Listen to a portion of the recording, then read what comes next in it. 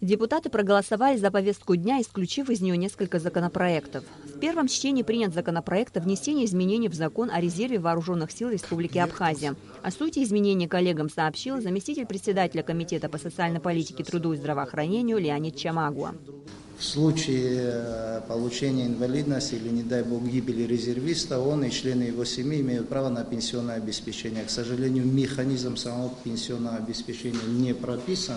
Предлагаем внести вот эти дополнения. Это 7 статей, они идут здесь 14.1 и 14.7, в которых расписан механизм выхода на пенсию и получения пенсии членами семьи в случае гибели резервиста. Изменения в закон о службе в таможенных органах внес на рассмотрение представитель президента Дмитрий Шамба. Предлагается ввести нематериальное поощрение сотрудников таможенных органов в виде медали за отличную и добросовестную службу, а также учреждение нагрудного знака «Ветеран таможенной службы». Законопроект приняли в окончательном чтении, чтобы он успел вступить в силу к очередной годовщине образования Таможенного комитета республики. Депутат Левон Галусян внес на рассмотрение изменения в закон о средствах массовой информации. По его словам, действующий закон, принятый в 2004 году, устарел и не отражает реалий сегодняшнего дня. В частности, не регламентирует регистрацию сетевых изданий и иностранных СМИ, работающих на территории Абхазии.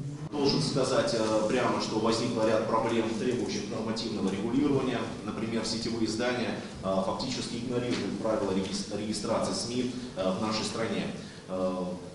Не скрою, что в последнее время имеет практику появления в сети ряд сайтов, которые целенаправленно распространяют недостоверную информацию, которая порочит честь и достоинство наших граждан, в том числе должностных лиц. И в этой связи считаем целесообразным внести поправки в закон о СМИ для нормативного регулирования средств массовой информации в интернете.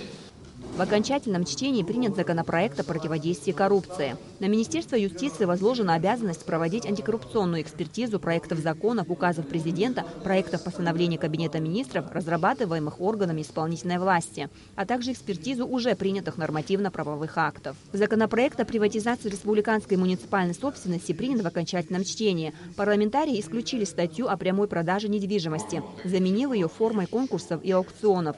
На этом принципиальном новшестве настаивала администрация президента. Президент выступает против такой формы приватизации, как прямая продажа, с тем, чтобы приватизация государственного имущества осуществлялась либо по конкурсу, либо на аукционе и также в других формах, предусмотренных законом, это акционирование и так далее.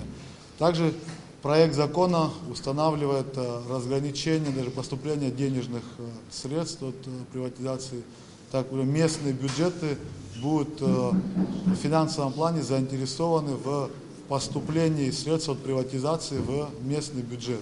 Парламентарии дополнили список отдельных видов деятельности, подлежащих лицензированию. Отныне промышленная добыча водных ресурсов лицензируется. И так как введенный новый вид деятельности требует оплаты госпошлины, депутаты внесли изменения и в соответствующий закон и обозначили сумму пошлины в размере 15 тысяч рублей. Депутаты рассмотрели законопроект о совершении сделки по обмену активами между Госкомитетом по управлению госимуществом и приватизации и фирмой GC Industry. Данная фирма передаст госкомимуществу 32 квартиры в отстроенных в 2008 году 16-этажных домах в Гагре, а также дом, построенный на территории официальной резиденции президента в Сухуме. На территории официальной резиденции президента в городе Сухуми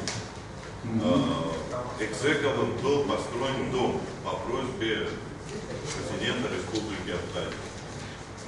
Значит, этот дом тогда по договоренностям должен был перейти после определенных действий в собственность экзекова. Однако затем ему было, после того, как он его построил, ему было отказано в собственности на это здание. Значит, на данный момент это здание перейдет в собственность Республики Абхазия, вернее, не перейдет, а станет собственным. Вот, и за это, значит, задолженность перед экзековым составляет у нас 16 миллионов 170 тысяч рублей. Для погашения долга перед Мусой Укзековым в 16 миллионов 170 тысяч рублей ему передаются 5 зданий в Синопе, бывшие здания СВТИ, находящиеся сейчас на балансе Госкомимущества. Депутаты поддержали данный законопроект и высказали пожелание, чтобы 32 квартиры, переданные государству, затем были распределены среди семей, нуждающихся в улучшении жилищных условий. Парламентарии приняли ряд постановлений о даче согласия на перевод земель из категории земли сельхозназначения в категорию земли населенных пунктов в Сухумском и Гагарском районах. На сессии рассматривались и другие вопросы. Амра Меджибасаида Бухава, Абхазское телевидение.